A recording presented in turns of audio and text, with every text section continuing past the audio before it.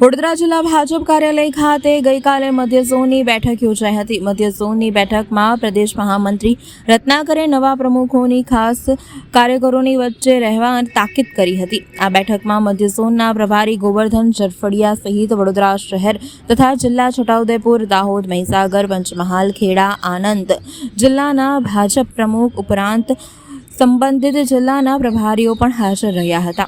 2.5 કલાક ચાલેલી બેઠકમાં પ્રદેશના મહામંત્રીએ નવા પ્રમુખોને પોતાના જિલ્લામાં સંગઠન મજબૂત કરવા ઉપરાંત કાર્યકરોની વચ્ચે રહેવાની સલાહ આપી હતી।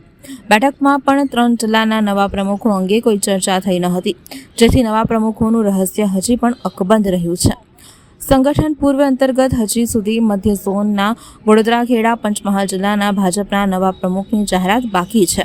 રાજ્યમાં થોડા સમય અગાઉ 35 નવા પ્રમુખોના નામોની જાહેરાત થઈ ચૂકી છે।